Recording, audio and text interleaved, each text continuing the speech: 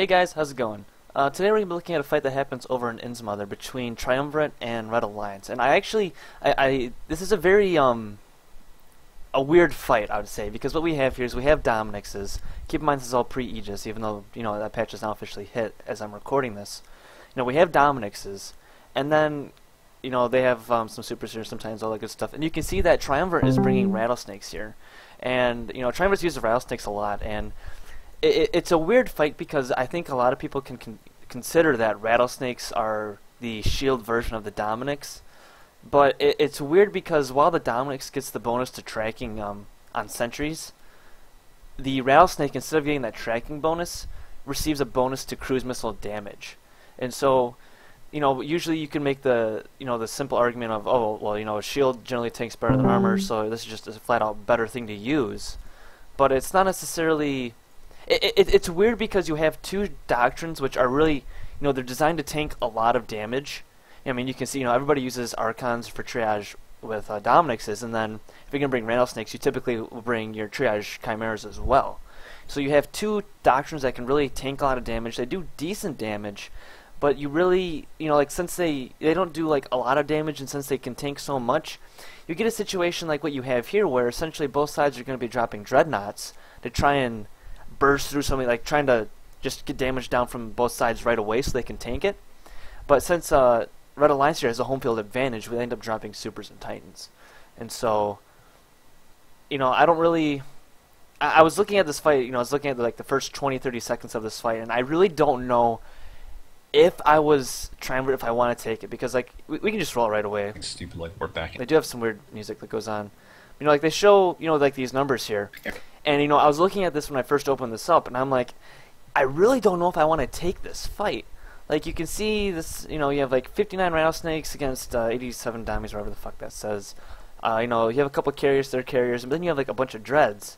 And really, what we have here is these 23 supers is going to end up being the difference maker in this fight. I haven't seen this entire video, but I can already tell you right now, from what you see here, and then what you see on the battle report, this is the difference maker, because none of these rattlesnakes really die. I mean, you lose a couple, but you kill way many more Dominixes. All of your, everything that you lost is in these dreads and your capitals, and that's coming from these supers, not from the Dominixes. So, that being said, I mean, let's just roll this right away. I don't really. It's just a weird matchup, and it's kind of interesting to talk about. Yeah, it's CJ, right? All carriers are here. And EFM. I have 2 Titans on scan. Okay, jump. Hey, I need probes out. And I need Hectors that ready to go to be asking about Titans here, of course, because they're worried about Titans literally just warping in on grid, doomsday carriers, and they're literally the fight's done right then and there for Triumvirate. Warp at 10 now, warp at 10 now, warp at 10 now, warp at 10 now, warp at 10 now, warp at 10 now, go. So I want to see where this warping goes.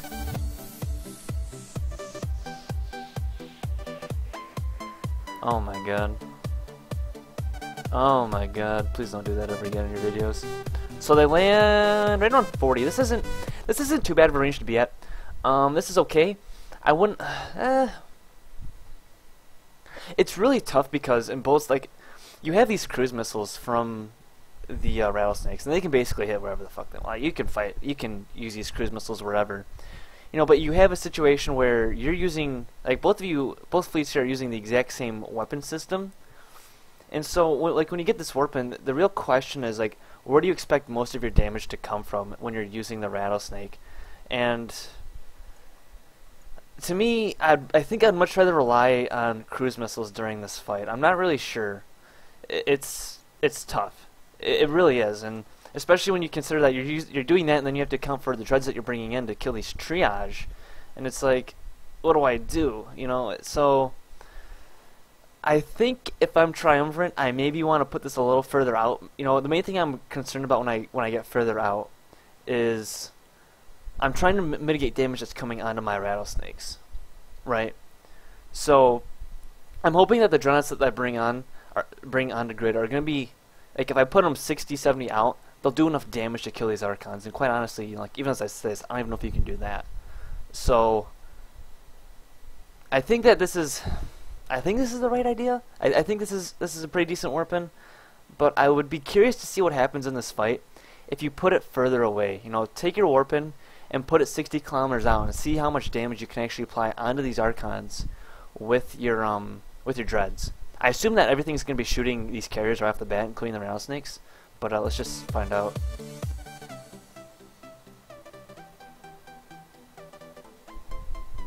So if you're going to do this, like, they're going to go shoot for Logi right away while the dreads kill triage. I think this is a good idea then to warp in at this range.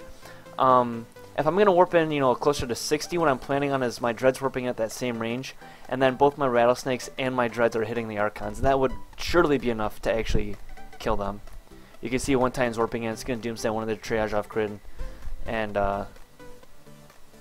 like this is really just home field advantage. But at the same time, actually, they just jumped their dreads in. Huh. I assume that the dreadnoughts were actually with the fleet because they're talking about the carriers, but apparently not.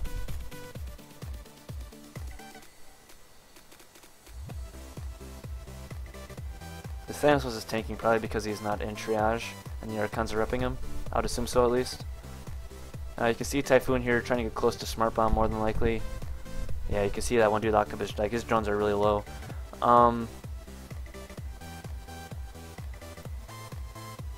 At this point in the fight, I actually think the Triumvir's doing really well, even though they're at a severe disadvantage. Like, if you're Triumvirate, you don't go into this fight expecting to win. You go into this fight expecting to cause a bunch of damage and essentially get some content, right? Like, you're an EFM. This is right next to SeaTac J6, which is considered the homeland of whatever Innsmother. At least I assume that is.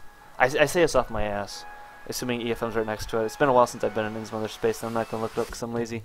But you know, like this is easily within Red Alliance home territory, so it's really tough. I just realized I'm not saying anything else, so I'm just gonna mute that. It's really tough to try and take this fight and expect to win because you can very easily get blobbed, especially when you're gonna rely on your dreads so heavily to kill these other triage. And so if this is for Triumvirate, if this is a fight where they're going in, they're expecting to actually try and win it. No, this is where I say, like, I don't really know if I'd want to take this fight because it's like there's just no way they can win against 23 supers. You know, all the Titans that Red Alliance could put onto this, like you can't respond to that. So they're spending a lot of time on the Thanatos, and I don't know if that's the right idea here. If they can kill it, they can kill it. But at this point, they've actually lost a fair amount of dreads, all things considered. They're gonna switch on to the other team's dreads, the Russians' dreads. They should be able to kill these other dreads pretty easily. Like the only reason why Thanatos is tanking is because he's not in triage.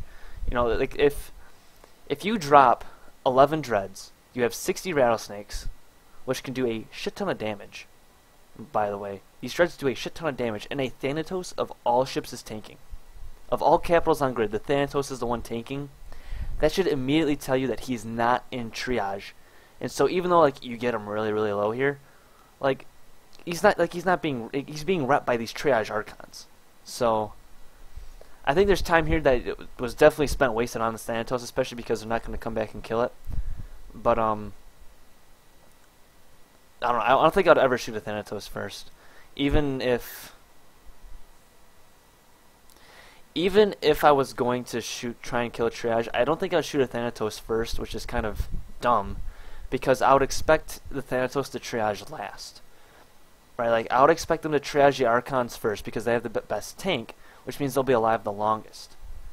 So if I'm the Russian FC, you know, I'm thinking, okay, they weren't going to want to kill our triage, but they'll want to shoot this Thanatos first because it's really, really weak.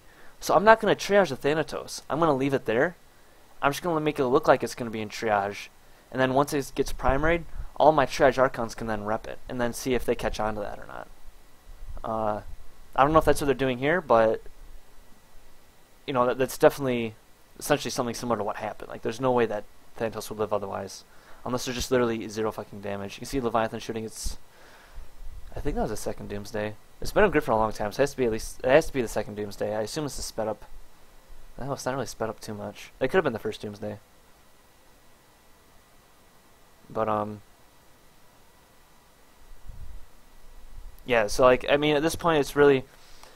Triumvirate's going to be losing all their capitals at this point. Without even looking at anything that's going on here, they've definitely lost all their triage. Because I think that this Doomsday, I just want to wait way too far fucking back. You can see this Doomsday is coming all the way over here. That's kind of where they... Oh, that's not really where they start. I think their original weapon was right here. So I'd expect the Chimeras to be here while the Dreads are dropped right here. So it looks like that's where that Doomsday is going, is towards where the Dreads might have been. So if the Leviathan's Doomsdaying Dreads, then either the Russians are crazy, which is very much a possibility, or they've literally killed all of the, they've killed all the fucking triage, so the only thing left to Doomsday is the Dreads. Right, like, you don't want Doomsday Dreads here because you have, like you can see, there's supers on grid here. These supers will annihilate all the Dreads very easily. You might lose a couple Dominixes, but Dominixes are very, very cheap. So why, you know, like, you want to make it a situation where there's no reason to Doomsday the Dreads, because you'll lose Dominixes, but if you Doomsday the Triage instead, that opens the possibility of shooting these Rattlesnakes and actually killing the Rattlesnakes, which are a little more expensive than Dominixes, I guess. They're kind of, they've actually tanked in price a little bit after the fucking sisters got goon rushed. Or no, the fucking Christus, not sisters. So, it looks like, I mean, at this point it's pretty standard. It looks like they're trying to just kill Logi because they can't break Dominix reps anymore. Which is kind of interesting. It depends how you take this fight. Because, I mean, now the fighters are coming out of the Rattlesnakes, so they definitely killed all the capitals. And this is one of the reasons, like, I don't really like Rattlesnakes. I think they're really, really good, but when you have to rely on the split weapon system, I think now that Aegis has said they could be very viable, because you can rely on the, you can rely on your missiles to be the sole base of damage, but when it's split like this, and especially when they have, I mean, they have 2 ballistics, and then they're running 2 DDAs, like, they're trying to, like, use, like, literally, essentially go 50-50 on their damage. It makes it really awkward, because you have your sentries which apply damage instantly, and then you have the missiles which are delayed. So, like, if you want to get the maximum out of your damage without it potentially being out-repped, like, essentially if you want to try and alpha through these Dominixes, you have to first fire your cruise missiles, wait, you know, 5-6 seconds at this range, and then tell your sentries to shoot, which is incredibly, which it doesn't really work well. It just doesn't like it just doesn't work well because you're using these sentries just automatically start attacking once you attack something else. So it makes it really weird. So I mean, at this point they're going to clear fight. Like, they're clearing damage here, which is a good idea. You know, if you can't kill the Dominixes, you can't kill a Logi, at least clear some of the damage coming in from these fighters. So this is a very good call here. But at the same time, if you're gonna, like, if you got to the point where you're like, oh hey, we need to kill fighters to reduce incoming damage, I feel like the better decision here is, why not kill all the tackle that's on top of you, which there isn't really much anymore. You know, like, you know, these dictors are just bubbling. Why not just pop that dictor first, and then just peace out? Like, at this point, you know, like, this dictor's gonna burn in. There's gonna be some tackle that tries to burn in. Like, at this point, if you can't kill the Dominixes, you can't kill the Tech 1 cruiser logistics that are on grid, and you're having to resort to killing fighters, which are very hard to, I mean, you can't broadcast them to get repped or anything, so they're hard to keep track of in that regard, then it's like, why are you still on grid? They actually do manage to kill Dominix, though, so fuck me, I guess. I guess they can actually still do something. Russians are going to perch here. I don't mind that. This is a good call by the Russians because, again, you know, we can see that even though they're only running 1 damage or drone link augmenter, these Dominixes are still potentially in range, but at this range, I mean, this goes back to the, you know, the rattlesnake has a huge fuck-off tank, and so at this range, these Dominixes can't kill anything. So they're going to perch and warp back on top of these rattlesnakes at 0. Drop new set of drones, probably, and they could, if they have carriers, they could drop those. Guards wouldn't be too bad either. Actually, it wouldn't be too bad to drop, if they have, you could really drop anything here, I think. Anything as long as it's not the fucking wardens, you'd be okay. So, I just wasn't paying attention. So, they perch, and then they warp back to basically where they were. That's fucking dumb. That's like Russian logic right here. Like, we're gonna do something really, really smart, but then counteract that by doing something that's equally as stupid. So in this situation, it's like, we're gonna make one move to try and get on top of you, and then we're just gonna go straight back. So I don't really know what that was about. I actually have no idea what that was about.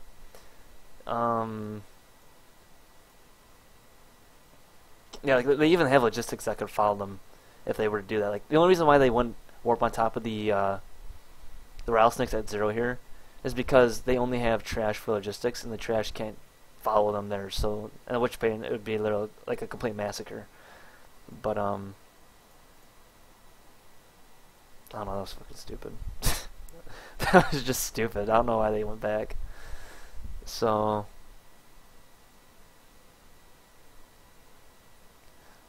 that keeping in mind, I also just now realized that Triumvir's running a camp booster on their fit, and I don't really know if I like this. Like, there's a lot of ways to, especially pre-aegis, to use a rattlesnake, and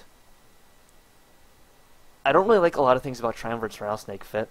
The first one being that they're trying to split damage between both cruises and drones.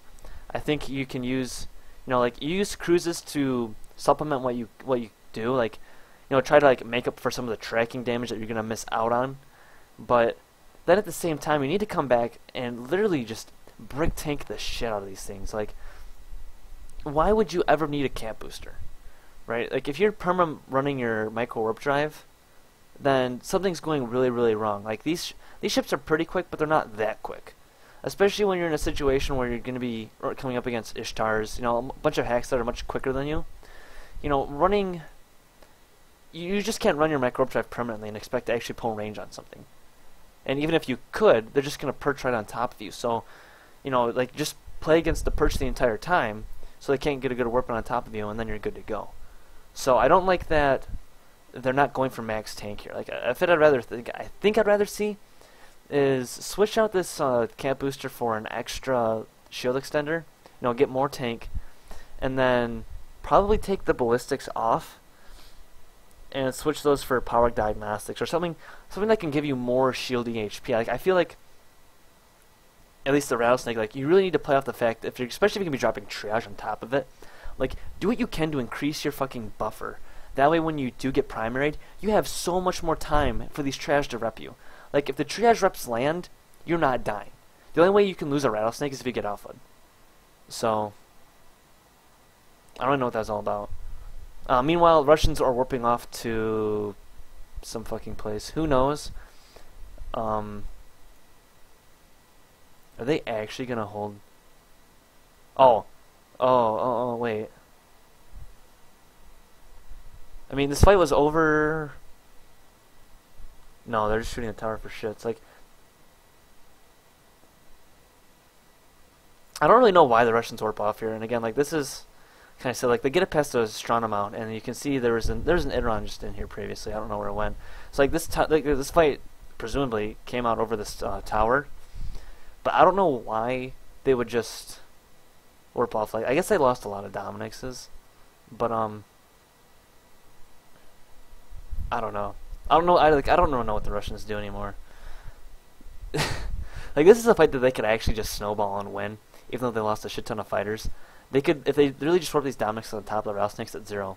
I assume they're running a dual newt fit, which could really, really fuck over these rattlesnakes. They're like really fuck them over hard, especially because they've lost all of their triage here during this fight. So if you get a good warp in at 0 and you drop curators or whatever else, that's probably gonna be within range for all these Logi. So you can literally just gun down all the rest of the scimitars on grid. Gun down the Hugens if you really need to. And then there's no way for them to slow you down. There's no way for them to rep the rattlesnakes. So even though you've lost 30 Dominixes in this fight, you can literally start to slowly turn that and make this 30 rattlesnakes that died, just as long as you keep bubbling them. So it's kind of weird for them to warp off, but the Russians are weird in that regard. So I guess it's normal play, all things considered. So that being said, I think that's all I have to say on this fight. Again, it's really weird to, at least I think, to take rattlesnakes and the Dominixes, because both sides, like, I feel like it turns really too much more into a numbers game, which, I mean, you see a lot in 0-0. It's like, who has more numbers. But even in this regard, it's like there's like literally no way for either side to win unless one side brings dreads or something else. Something to literally just turn the tide completely. So, I'm going to wrap this up here. guys have any questions, comments, concerns, as always, hit it up, and I'll see you guys in the next video.